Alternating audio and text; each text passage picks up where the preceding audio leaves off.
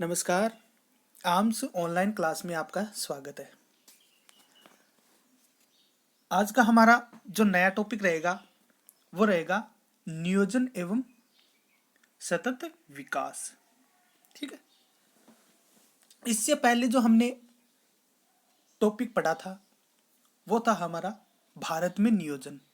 आज हमारा नियोजन एवं सतत विकास, इसके बारे में हम जानकारी वो प्राप्त है वो करेंगे कि नियोजन एवं सतत विकास है वो क्या होते हैं।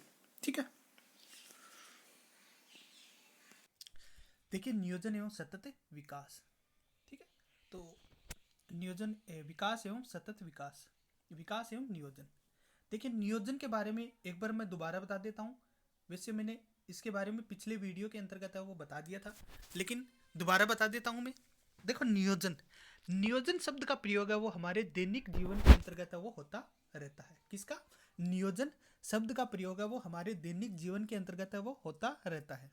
जैसे उदाहरण के रूप में, जैसे किसी कार्य को करने की पूर्व तैयारी या फिर रूपरेखा बनाना, मतलब कोई भी जो कार्य होता है उस कार्य को करने के लिए पूर्व हम तैयार है, पूर्व मतलब पहले ही हम उस कार्य की तैयारी है वो करने लग जाते हैं या फिर रूपरेखा बनाने लगते हैं, और उसका क्रियान्वयन नियोजन के अंतर्गत हम समाहित है वो करते हैं। ठीक है। ये तो है आपका नियोजन। अब है विकास एवं नियोजन। इन दोनों के अंतर्गत है वो क्या है वो होता है। देखिए, योजनाओं एवं कार्यक्रम क्रियान्वयन भारत में स्वतंत्रता के बाद से ही ग्रामीण विकास के पुनर्निर्माण हेतु संगठित प्रयास है वो किए गए। किसके लिए? देखो, वैसे तो निर्धनता, भूखमरी और कुपोषण, जीवन स्तर, निराशाजनक, अशिक्षा, मतलब आदि कई तरह के है वो भारत के अंतर्गत गरीबी उन्मूलन के अंतर्गत है वो रख सकते हैं, मतलब मान सकते हैं। ठीक है। देखो, योजना है वो एक योजनाओं का एक कार्यक्रम क्रियान्वयन भारत में स्वतंत्रता के बाद से ही वो शुरू है वो की गई थी। और कहाँ पे की गई थी? ग्रामीण क्षेत्रों के अंतर्गत है वो, मतलब ग्रामीण विकास के पुनर्निर्माण हेतु संगठित है वो किया गया था। ठीक है। फिर है सामुदायिक विकास कार्यक्रम की शुरुआत के उपरांत इसका लक्ष्य है वो गांव की पारस्परिक जीवन शैली के अंतर्गत सुधार कर ग्रामीण समाज को समानता और न्याय का अधिकार है वो दिलाना है वो हो गया था। ठीक है। तो इसका मुख्य नियोजन का विकास है वो मुख्य रूप से किसको माना जाता है?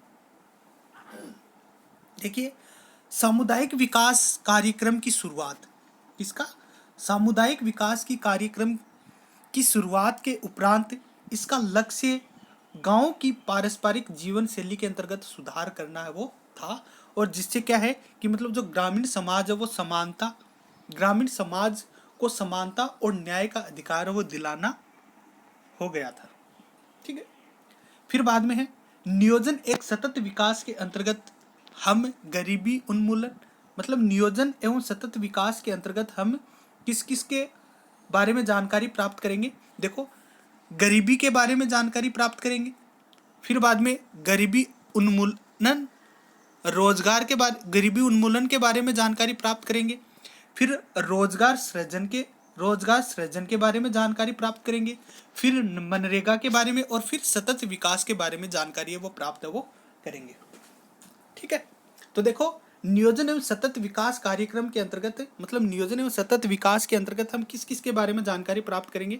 एक तो हम गरीबी के बारे में जानकारी है वो प्राप्त है वो करेंगे, फिर बाद में उन्मूलन, मतलब गरीबी उन्मूलन के बारे में, फिर बाद में रोजगार के बारे में, सृजन के बारे में, रोजगार सृजन के बारे में, मनरेगा के बारे में, और सतत विकास कार्यक्रम आदि के बारे में जानकारी वो प्राप्त है वो करेंगे।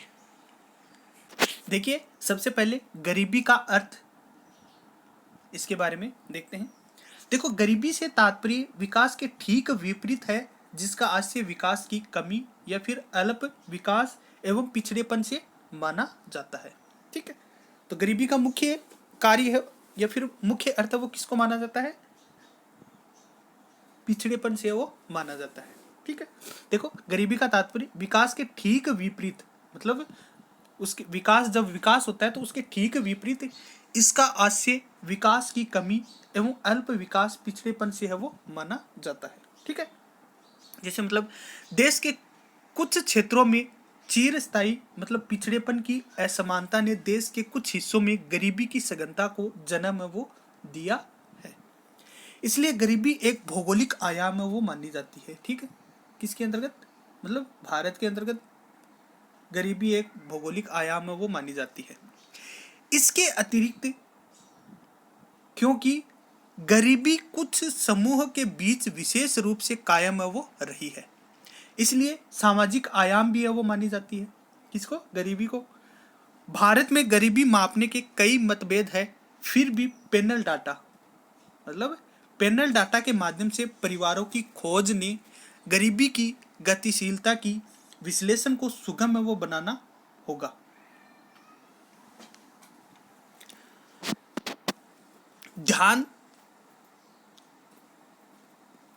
ध्यान रहे, सतत विकास गरीबी की समानता के महत्वपूर्ण पहलू विकास की ओर सभी परिवारों को मतलब सभी परिवारों के लिए एक बेहतर सुविधा या फिर बेहतर जीवन रूप के अंतर्गत हम बदल सकते हैं।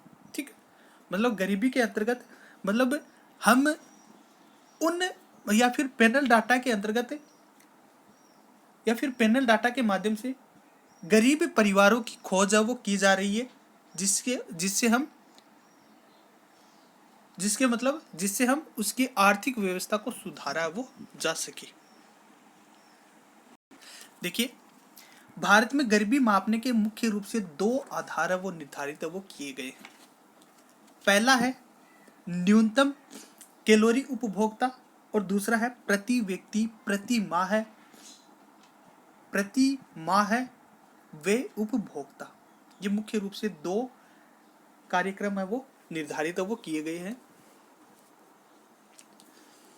देखिए,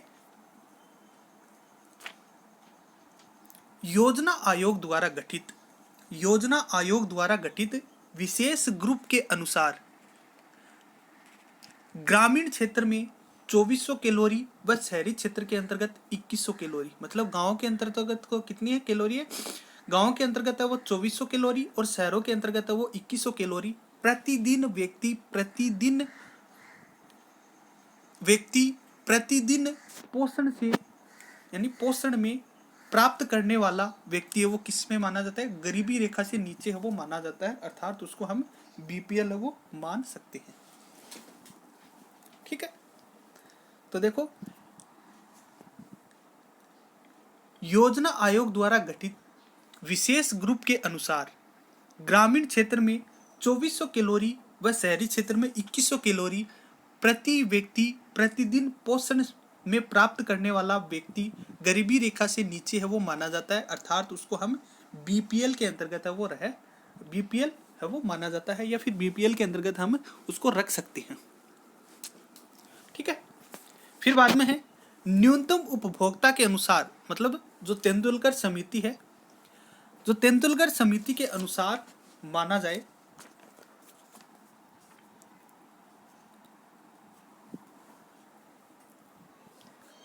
ग्रामीण क्षेत्रों के अंतर्गत मतलब ग्रामीण क्षेत्रों में 27 रुपये व शहरी क्षेत्रों के अंतर्गत 33 रुपये प्रति व्यक्ति खर्च करने वाला व्यक्ति भी किसके अंतर्गत माना जाता है, गरीबी रेखा से नीचे है वो माना जाता है।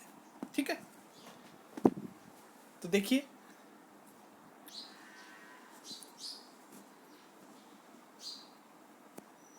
एक न्यूनतम उपभोक्ता के अनुसार मतलब तेंदुलकर समिति ने ग्रामीण क्षेत्रों में 27 रुपये एवं शहरी क्षेत्रों में 33 रुपये प्रतिदिन खर्च करने वाला व्यक्ति है वो किसमें माना जाता है, गरीबी रेखा से नीचे है वो माना जाता है, अर्थात उसको हम बीपीएल के रूप में मान सकते हैं।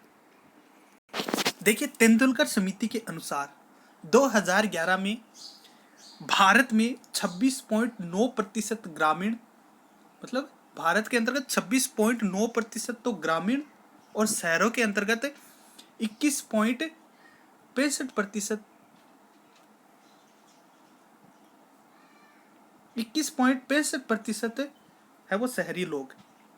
ठीक है, मतलब तेंदुलकर समिति के अनुसार माना जाए तो 2011 के अनुसार शहरी क्षेत्रों के अंतर्गत मतलब 26.9% और ग्रामीण क्षेत्र के अंतर्गत 21.65% 65% तक है वो, मतलब 5% इसका उपयोग या फिर इसका उपभोग है वो करते हैं जो गरीब व्यक्ति होते हैं, ठीक है, 5.28%।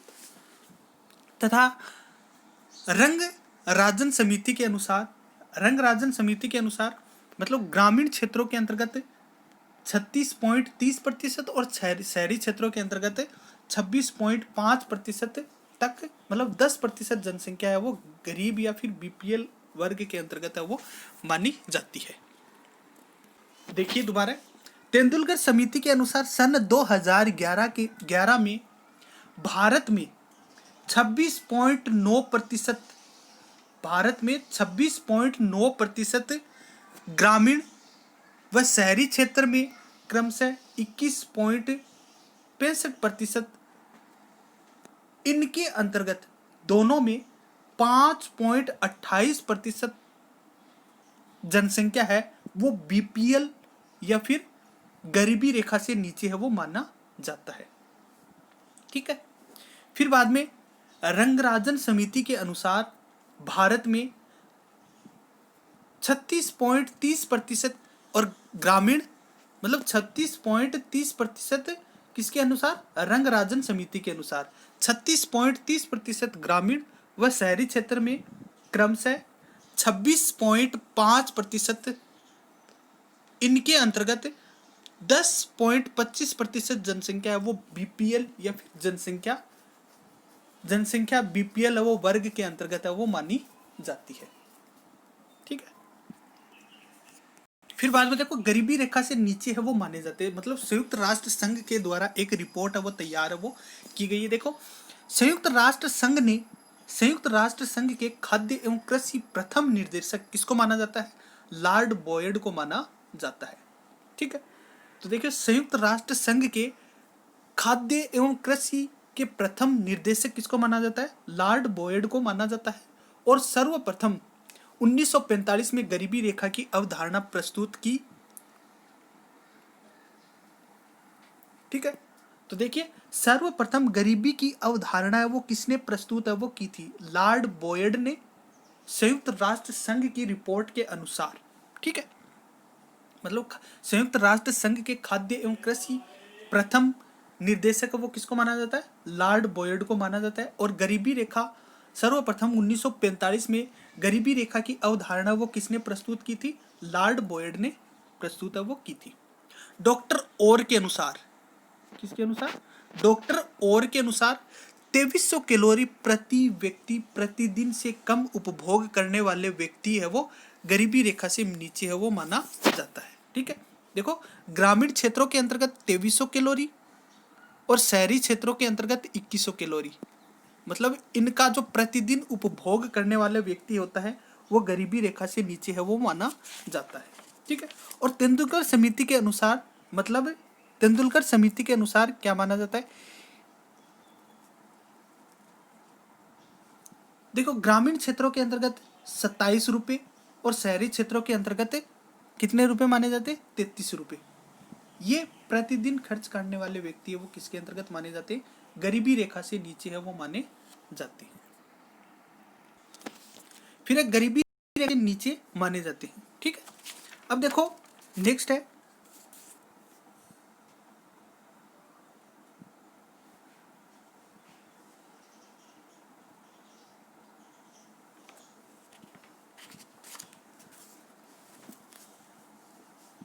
गरीबी, मुख्य रूप से हम दो प्रकार से मान सकते हैं। एक तो है आपकी सापेक्ष गरीबी, मतलब निरपेक्ष गरीबी, और दूसरी है आपकी सापेक्ष गरीबी, ठीक है। तो गरीबी को मुख्य रूप से कितने भागों में बांटा गया, गरीबी को मुख्य रूप से दो भागों के अंतर्गत बांटा गया, किसके अनुसार, संयुक्त राष्ट्र संघ खाद्य कृषि के अनुसार, ठीक है। और इसके प्रथम प्रवक्ता या प्रथम निर्देशक कौन थे, लॉर्ड बॉयड, ठीक है। लॉर्ड बॉयड ने या फिर लॉर्ड बॉयड के अनुसार गरीबी को कितने भागों के अंतर्गत बांटा गया है, दो भागों के अंतर्गत। कौन कौन सी, एक तो निरपेक्ष गरीबी और एक सापेक्ष गरीबी, ठीक है। तो सबसे पहले देखते हैं हम निरपेक्ष गरीबी क्या होती है और फिर बाद में देखते हैं सापेक्ष गरीबी है वो क्या होती है। देखिए सबसे पहले निरपेक्ष गरीबी, ठीक है।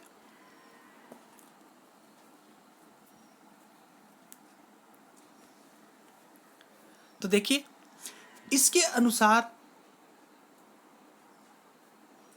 गरीबी वह स्थिति है, मतलब निरपेक्ष गरीबी के अनुसार गरीबी वह स्थिति है जिसमें व्यक्ति अपनी न्यूनतम आधारभूत आवश्यकताओं जैसे मतलब खाना, कपड़ा, स्वास्थ्य सुविधा आदि की पूर्ति है वो नहीं कर पाता। वो किस में माना जाता है? निरपेक्ष गरीबी के अंतर्गत वो माना जाता है। ठीक है, तो देखिए निरपेक्ष गरीबी किसको माना जाता है? मतलब निरपेक्ष गरीबी के अनुसार मतलब निरपेक्ष गरीबी किसको माना जाता है? जो व्यक्ति खाना, कपड़ा, स्वास्थ्य संबंधी जो भी होती है आदि सुविधाओं की पूर्ति है वो नहीं कर पाता, वो किस में माना जाता है? गरीबी रेखा से नीचे है वो माना जाता है। मतलब वह व्यक्ति है वो गरीब है वो माना जाता है। ठीक है, फिर बाद में दूसरा है निरपेक्ष गरीबी। देखिए निरपेक्ष गरीबी इसका अभिप्राय आय की असमानता से माना जाता है। किसका? निरपेक्ष गरीबी का अभिप्राय है वो आय की असमानता से माना जाता है। यह अंतर्राष्ट्रीय आर्थिक असमानता, क्षेत्रीय आर्थिक असमानता से मानते हैं। देखो यह अंतर्राष्ट्रीय आर्थिक असमानता, अंतर्राष्ट्रीय आर्थिक असमानता या फिर क्षेत्रीय आर्थिक असमानता से है। उदाहरण के रूप में देखो, एक उदाहरण बताता हूं मैं आपको।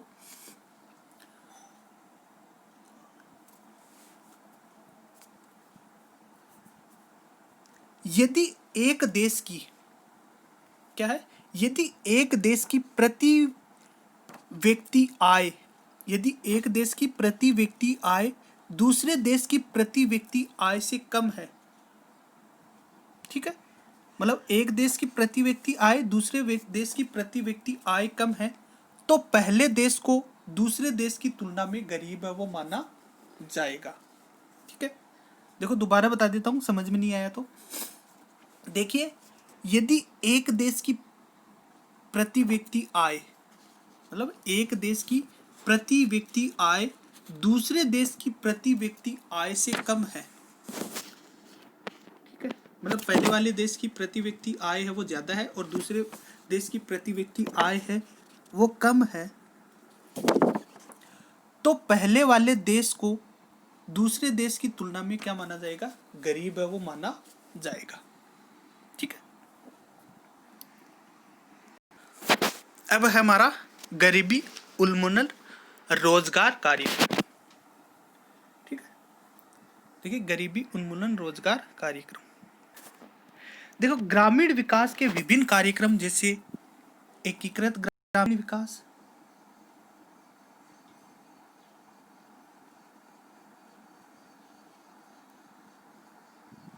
एकीकृत ग्रामीण विकास, ट्राइसेम,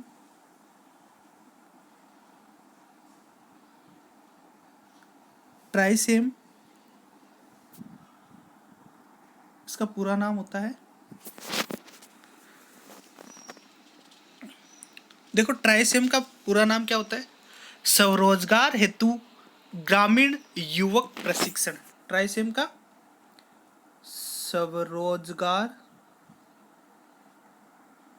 स्वरोजगार हेतु ग्रामीण प्रशिक्षण। ठीक है, ये ट्राइसेम का पूरा नाम होता है, जो मतलब परीक्षा के अंतर्गत आपके आया हुआ है। ठीक है, देखो ग्रामीण विकास के विभिन्न कार्यक्रमों जैसे पूर्व में एकीकृत ग्रामीण विकास कार्यक्रम, ट्राइसेम, राष्ट्रीय ग्रामीण रोजगार कार्यक्रम तथा भूमिहीन रोजगार गारंटी कार्यक्रम, न्यूनतम आवश्यकता कार्यक्रम तथा क्षेत्रीय विकास कार्यक्रम जैसे सूखा संभाव्य क्षेत्र कार्यक्रम आदि से गरीबी उन्मूलन पर प्रत्यक्ष व परोक्ष रूप से प्रभाव वो देखने को मिलता है या प्रभाव वो पड़ा है। गरीबी निवारण के लिए संचालित पूर्ववर्ती कार्यक्रम व वर्तमान में संचालित कार्यक्रमों का वर्णन है वो देखेंगे। ठीक है, जैसे मतलब ट्राइसेम के बारे में देखेंगे, फिर बाद में IRDP के बारे में देखेंगे, इसका पूरा नाम भी देखेंगे, फिर बाद में JRY के बारे में देखेंगे, इसका भी पूरा नाम देखेंगे। फिर बाद में DWCRA के बारे में देखेंगे, इसका भी पूरा नाम देखेंगे और इसका थोड़ा सा वर्णन भी देखेंगे। देखो फिर बाद में जैसे मतलब DP, IP, IAY, फिर SGRY, इनके बारे में हमें अध्ययन है वो नेक्स्ट क्लास के अंतर्गत है वो करेंगे। ठीक है, तो देखो इसके अंतर्गत ट्राइसेम, ट्राइसेम का पूरा नाम क्या है? स्वरोजगार हेतु ग्रामीण प्रशिक्षण, स्वरोजगार हेतु ग्रामीण युवक प्रशिक्षण, ये ट्राइसेम का पूरा नाम है वो माना जाता है। देखो गरीबी उन्मूलन रोजगार कार्यक्रम, क्या क्या गरीबी उन्मूलन रोजगार कार्यक्रम वो चलाए गए हैं, एक बार दोबारा बता देता हूँ। देखो गरीबी उन्मूलन कार्यक्रम के अंतर्गत एकीकृत ग्रामीण विकास के कार्यक्रम के अंतर्गत मुख्य रूप से जो कार्यक्रम चलाए गए हैं वो है आपके, एक तो स्वरोजगार हेतु ग्रामीण विकास, स्वरोजगार हेतु ग्रामीण युवक प्रशिक्षण, मतलब एक पहला ट्राइसेम है वो चलाया गया है। दूसरा है आपका राष्ट्रीय ग्रामीण रोजगार कार्यक्रम। तीसरा है भूमिहीन रोजगार गारंटी कार्यक्रम। चौथा है न्यूनतम आवश्यकता कार्यक्रम। पांचवा है क्षेत्रीय विकास कार्यक्रम, जैसे मतलब सूखा संभाव्य क्षेत्र कार्यक्रम आदि से गरीबी उन्मूलन पर प्रत्यक्ष व परोक्ष रूप से प्रभाव वो देखने को मिलता है। ठीक है, गरीबी निवारण के लिए संचालित पूर्ववर्ती कार्यक्रम व वर्तमान में जो कार्यक्रम चलाए जा रहे हैं या जो कार्यक्रम चल रहे हैं उसके बारे में हम इसका वर्णन है या फिर इसका अध्ययन है वो नेक्स्ट क्लास के अंतर्गत है वो करेंगे। ठीक है, तो आज के लिए इतना ही था हमारा, मिलते हम नेक्स्ट वीडियो में कुछ नए टॉपिक के साथ, तब तक के लिए धन्यवाद।